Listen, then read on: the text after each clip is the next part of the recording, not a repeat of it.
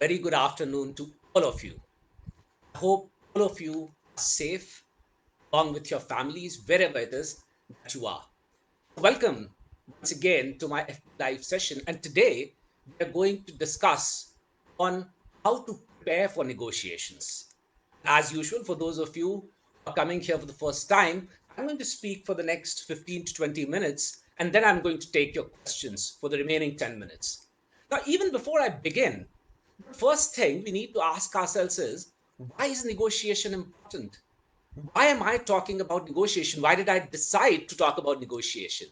Now, in all my meetings that I've had in the past 4 years, where I've spoken at the conference of the deans and the management consultants, one thing that came out without any ambiguity was that one of the most important skills that would be required in the post fourth industrial revolution world is going to be negotiations. And therefore, we need to understand this animal called negotiation. So, to begin with, what is negotiation? Negotiation is the process of communication whereby two or more parties come together and attempt to reach agreement on one or more issues. So please note that even if you do not reach an agreement, it would still be called a negotiation. Only in that case, it would be a failed negotiation. And if you reach an agreement, it's going to be a successful negotiation. And negotiation itself goes through four phases. The first phase is called the preparation phase. This is where you prepare for the negotiation, and that is going to be our subject matter for today. The second phase is called the communication phase or the opening stage. This is where you try and figure out as to what your initial proposal is going to be. This is where you create a conducive climate for your communication. The third stage is called the bargaining stage. This is where you actually engage in give and take. You offer a concession, you ask for a concession, so on and so forth. And the final stage, the fourth stage, is called the closing stage, which is where you close the deal, which is where you sign the agreement, which is where you shake hands and say, hey, done. So today we are going to talk about the first stage, and this is the most important stage, and that is preparing for negotiations. Now, here I have developed something called a 9 step format. I'm going to very quickly take you through these 9 steps. And it really doesn't matter whether you are negotiating your salary with your boss, whether you are negotiating the rental agreement with your landlord, with the homeowner, whether you are negotiating with your child or your parent, the fundamental rules remain the same. And therefore, this 9 step format is going to be very, very useful for you to actually negotiate better. The first thing that you need to do is define the issues. Find out what are the possible issues that are going to be discussed during this negotiation. Let me take you through an example. Let's say you are the head of your department, or it could be an academic institution, it could be your office. You're the head of your department and you have 100 computers in your department. Now you want to replace all of those computers, and therefore you are negotiating with a computer manufacturer. All right, so what are the issues that will come up during negotiation? Make a list of them. So let's say price, specifications, time of delivery, terms of payment, warranty period, the extras that you would get, after sales service, and if you already have computers, then perhaps buyback. Now, let's say you have defined these 8 issues. Now, the second step is to assemble the issues and define your bargaining mix. And this is extremely important, which means the first thing that you do is give a rank order to all the issues. Number one, two, three, four, five, six, seven, eight. Pick up the top 3 issues and call them your essentials, which means these are the issues which are extremely important to you. Pick up the last 3 ranked issues, which means 6, 7, and 8, and call them your giveaways, which means since these are the least important issues to you, you would be willing to give them away to the other party while trying to win the top 3, which is your essentials. And the remaining issues, label them as desirables, which means once you have managed to exchange your essentials by giving away the giveaways, you can fight for the remaining two, which is the desirable category of issues. Now, once you have done this, the third step is to define interest in a negotiation. Now, please note, this is extremely important. There are two terms in negotiation which you need to differentiate between, and you also need to understand as to what does the other party is thinking or what does the other party really want. Position in a negotiation is the initial stance that you take. You say, I want this. Whereas interest in a negotiation is your real need in a negotiation. You don't express it during the negotiation, but in your mind, this is what I need from this negotiation. I'll give you an example. Let's say a brother and a sister were fighting for 20 oranges. Both of them wanted 20 oranges. There were only 20 oranges in the home. So the father, who was here, got to know of this. He gave 10 oranges to the son and 10 oranges to the daughter. Who do you think was satisfied? Neither. Perhaps the father. Clearly, the children wouldn't be satisfied because wanted 20 oranges. The mother comes back home from work. She gets to know of the brouhaha. She goes to the daughter and says, Hey, what did you need the oranges for? The daughter says, Mom, I was trying to make some pickle, and therefore I needed the oranges for their peel. Then she goes to the son and says, Hey, what did you need the oranges for? The son says, Mom, I was trying to make some jam, and therefore I needed the oranges for their pulp. There you go. What did the mother do? She gave the peel of 20 oranges to the daughter and the pulp of 20 oranges to the son. Now, who was satisfied? Both. So, the former, where you say, I want 20 oranges, is called position in a negotiation. Whereas the latter, where you say, I need the peel of 20 oranges or I need the pulp of 20 oranges, that is called interest in a negotiation. So, the third step always is define your real needs, define your interest in that particular negotiation. The fourth step is define your alternatives. By defining your alternatives, you also define your walkaway point. And in here, let me introduce to you the most important term in negotiation. It is called BATNA. BATNA. Best alternative to negotiated agreement. It is also called best alternative to no agreement. And what it means is, if this negotiation fails, what are my other alternatives? Make a list of them. Out of those alternatives, which is the best? I'll give you a very simple example. If you're trying to negotiate your salary with another company, and you're already working for an organization, in that case, your best alternative is the current organization that you have. And once you know your best alternative, that best alternative will help you to decide at which point of negotiation should you walk out of the negotiation. It is called the walkaway point. It is also called the reservation point. It is also called the resistance point. So, for example, if I make a sum total of value of my salary, my current work. So I would say this includes my salary, this includes the value of the house that I live in within the campus, this includes the quality of life that I have, this includes also the comfort and convenience of my family members in case I have family members. This also talks about the clean air that I manage to get. So this is a complex calculation that you need to do. But do that complex negotiation and work out what is the real value in rupee terms of the current job that you hold. And when you negotiate with the other organization for salary, and if at all the organization is offering you something less than what you have, walk out of the negotiation. Please note, figuring out your walkaway point before entering the negotiation is extremely important, because otherwise what happens is you start at a point and then the attrition starts happening, you start coming down, you don't know where to stop. Therefore, you may end up with a deal which is not a good deal at all. In fact, it's a bad deal. That is the fourth step. Define your alternatives, your partner, and therefore determine your walkaway point. The fifth step is to define your priority, which means define your target.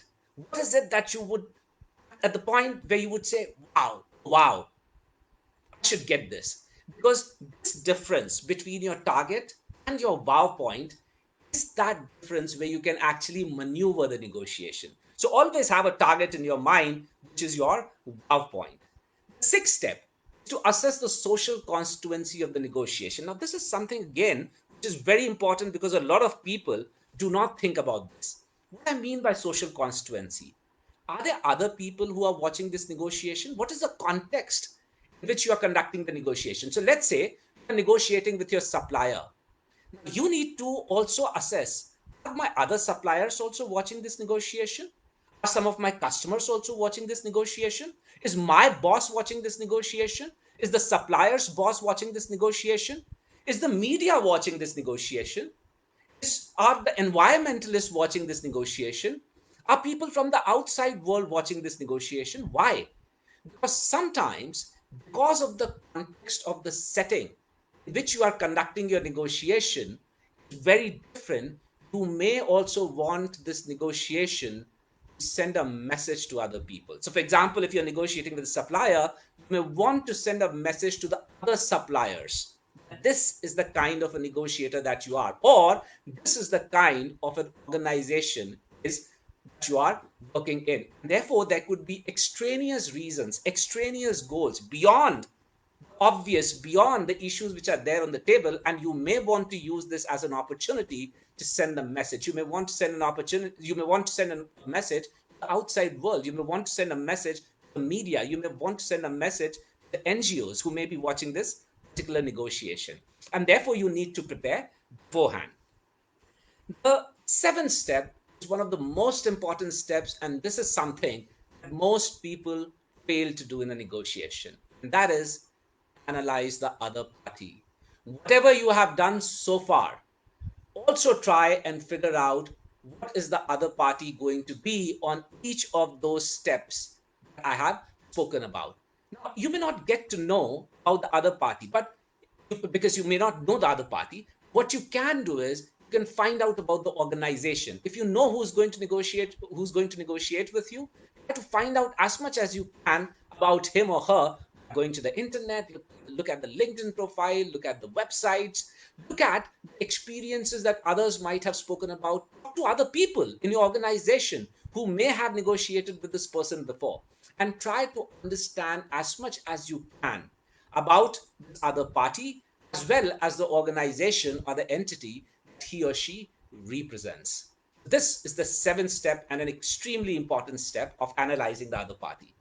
The eighth step is figure out your communication strategy. How are you going to communicate across the table? What is the kind of data that you're going to carry to the communication table? Are you going to make some PowerPoint presentations? Are you going to take some Excel sheets? Are you going to do some kind of sensitivity analysis? Are you going to speak orally? Are you going to speak on the phone? Are you going to sit across the table? Are you going to send some emails? Are you going to do a multiple, many of these things, a combination of these things? You have to determine your communication strategy basis on the kind of the issues that are there on the table. And do watch my FB Live video, which was on communication strategies. And the final step, the ninth step, is define the protocol, which means you need to figure out where is the negotiation going to happen. Do you want to negotiate at your place? Do you want to negotiate at the other party's place? Or do you want to negotiate at the neutral place? Of course, there's a way to figure out the answer to that, but that will be a subject matter of some other session of mine, because that is where I will talk about strategies of negotiation. At the same time, in the protocol, you have to also determine who all will be there. Who all are you going to actually take into the negotiation? Who will actually do the lead in talk? Who will actually take the lead in talking? Who are going to be the people who are going to support you? And if you're actually involved in complex negotiation, you have to go a shade deeper. If at all you have decided to negotiate at your place, how's the seating arrangement going to be? Is the seating arrangement going to be where you are sitting face to face? Or is it going to be where you're sitting in an L shape or a U shape? Which exact part of the room are you going to negotiate in within your organization? All right. So these are the nine steps which actually help you in preparing for your negotiation better. There are many more things. As I said, there are three other stages of negotiation. How do you communicate during a negotiation and therefore create some kind of an opening? How do you actually do the bargaining in terms of give and take? How do you close a deal? For those three stages, we're going to have some other session. So I'm going to stop here and I'm going to take questions from you now. Good afternoon. Good afternoon. It's so amazing to see all of you. I can see some known usual faces listening to problem, then solution. Exactly, Sunil. You have to be a very, very good listener if you want to be a great negotiator. Recall, I spoke about two kinds of listeners. One who listen, respond. The other, listen, understand. And that is called reflective listening. If you want to be a good negotiator, you have to listen to understand. Don't be in a hurry that when the other party gives an offer, you immediately react to it or you immediately respond to it.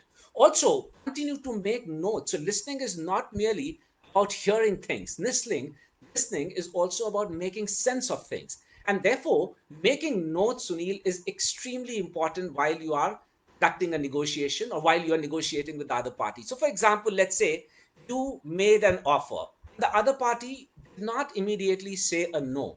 You must make that note down that perhaps this is close to what the other party is thinking or expecting. And then maybe even after 2 or 3 minutes, if the other party says no, you have that note in front of you which says that the real expectation lies pretty close to that. So keep making those exhaustive notes, keep making those notes depending on whatever you're listening, because you can't memorize everything while you are there on the negotiating table.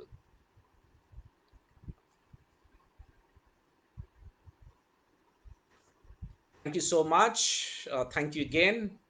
Reason of negotiation must be clear. Absolutely, Parul. You need to figure out your goals before getting into the negotiation. So the issues that I spoke about, they form a part of what we call the substantive goals. I'm glad that you asked that question. So that is one category of goals. Please remember, those are not the only goals in a negotiation.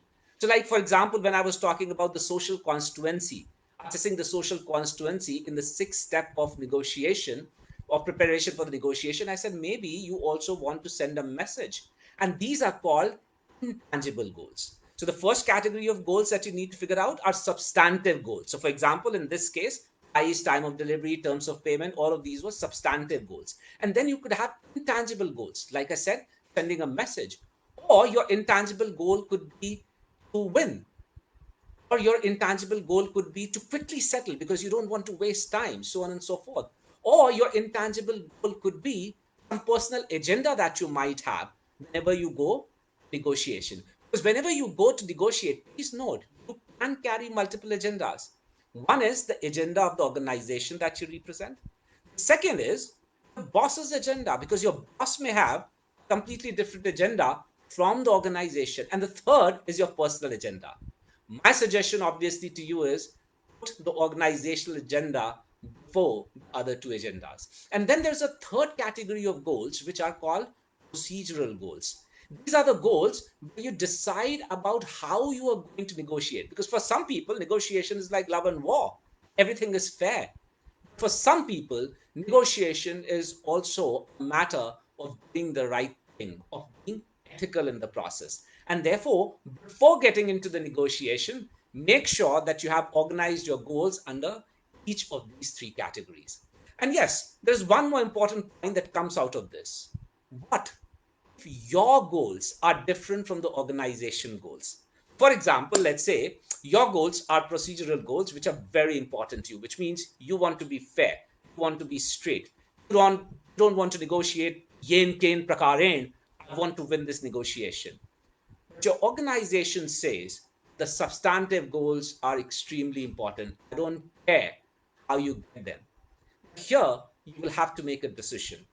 You can make one of the two decisions. Hard decision would be actually quit, because clearly your value system is not in line with the value system of the organization. You're not going to be very happy working with this organization. But if you think that your job is important to you, then make sure you are not the one taking the lead in this negotiation. You can do the background work and let somebody else lead this negotiation. Always make sure that if at all your goals are aligned with the goals of the organization, that is when you'll be able to perform at your best. How can we negotiate with the trade union leaders who are raising issue, hmm, making important and creating nuisance. Well, Sachin, namaste first of all. Sachin, even when you are dealing with the trade union, the fundamentals remain the same. And that is, you need to find out what are the real needs of the trade union. What do they really want? Let me give you an example. I mean, that's an example I give of crisis leadership. So I have negotiated with a couple of trade unions.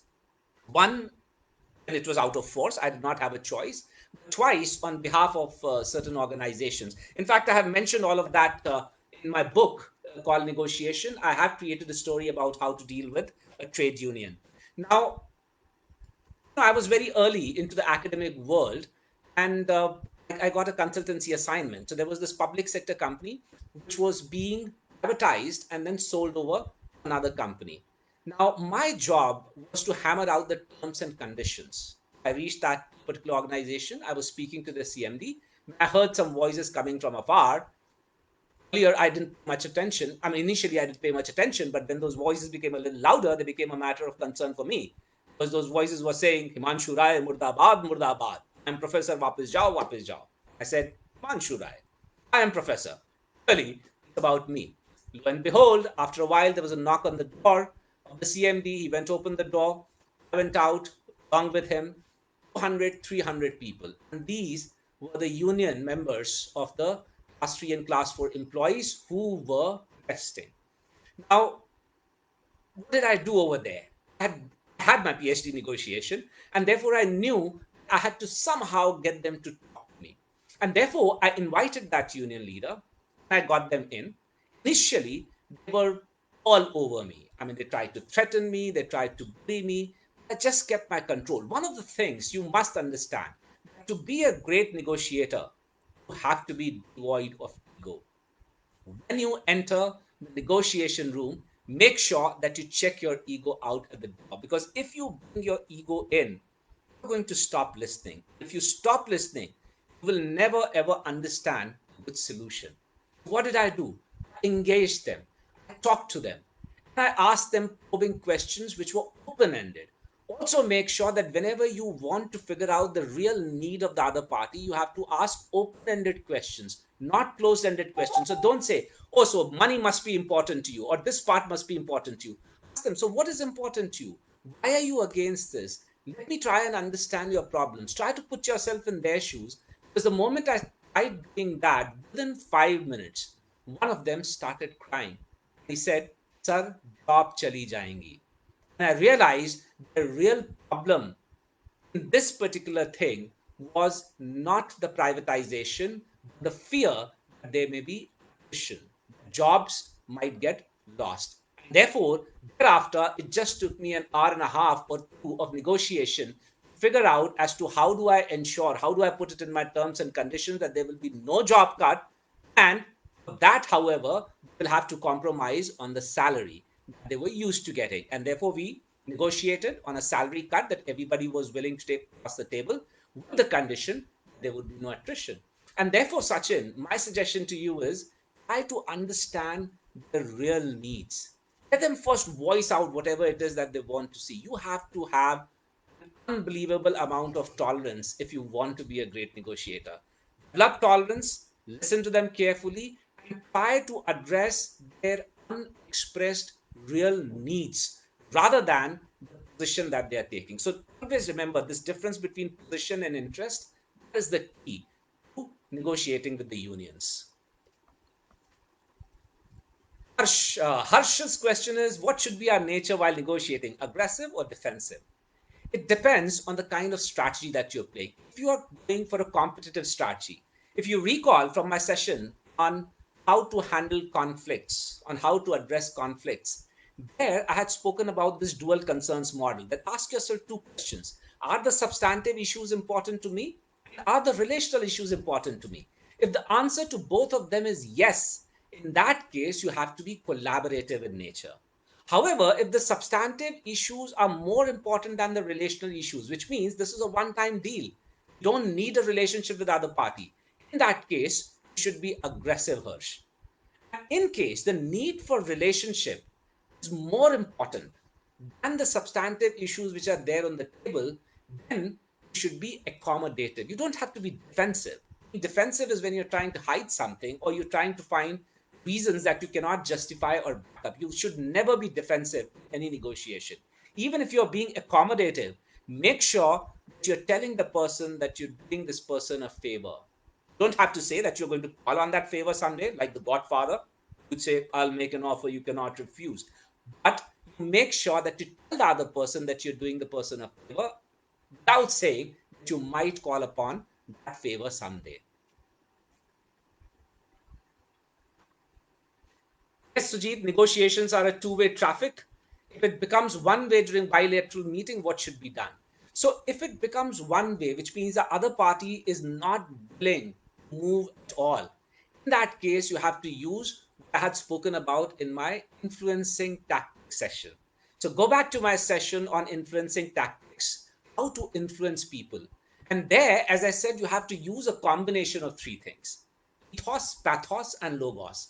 Ethos, which means your credibility that you should have built as a negotiator. Pathos means emotion and passion, and logos means logic. So arm yourself with a combination of these three. First of all, make sure that you come across as a person who's an expert, who knows what he or she is talking about. Second, make sure that you use a lot of emotion and passion when you're negotiating. And third, go there with good data, which you can actually back up and substantiate. And even if that doesn't work, there are several other ways I have mentioned over there as to how you can actually build some kind of a power through 10 different sources while you are negotiating with the other party. Those of you who want my contact number and all, you could write to me separately and you will get it. Incidentally, if you do some bit of Google search, you will actually get all my contacts. Parul, it's the answer is same that I have given to Sujit, that if the other party is not on your frequency, which means does not seem to be understanding what you're trying to say, in that case you have to use your influence tactics. Always make sure that you try to paint the big picture for the other party. That you try and make the other party express their real needs and then tell them how you are actually addressing their real needs. And that can happen if you have divided the issues into not just issues that are important to you, which means not just essential. Don't ever go to the negotiation thinking that I want to win on each of those issues. That's not the way. You must divide them into essentials and giveaways, and you must try to give away to the other party in return for your essential. Sort of French are the toughest negotiators. I'm not too sure. So I teach negotiation. I've taught negotiation to diplomats from 40 odd countries. And when I teach, I also tend to negotiate a little. And when I teach, of course, complex negotiation to the phase four and phase five IS officers, we discuss a lot of these. I'm not too sure if French are the toughest negotiators. However, French have a style of negotiation. So what you need to understand is what are those cultural things these negotiators do? How much time do they spend on each of these issues? For example, if you're negotiating with Americans, Americans tend to jump straight away into negotiation. They don't spend a lot of time in communication. Whereas if you look at the Japanese, they spend a lot of time in the communication stage before actually getting into the negotiation.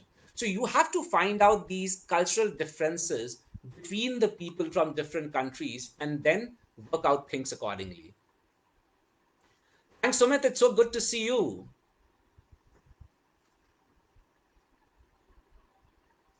The other party, Arundhati, if the other party is making emotional or personal attacks, always remember the counter pathos is logos, the counter to logos is pathos. If the other party is making emotional attacks, if the other party is trying to blackmail you emotionally, stand very, very solidly with your logic. And the other party is trying to throw a lot of logic at you, try to counter it with passion and with emotion. So that is going to be the kind of thing. And I've also outlined the strategies and the counter strategies, tactics and the counter tactics to be followed in the negotiation in my book. So whoever wants to know more about negotiation, you can always pick this book of mine from Amazon. All right. I can again see that there are lots of questions which have not been answered, but it's 3:30 and I have to close my talk right now. Before I leave, let me also give you this message. Negotiation is not the only way to resolve a conflict. I will discuss about other aspects of negotiation because I can see there are too many questions. But always remember, negotiation is not the only way to resolve a conflict.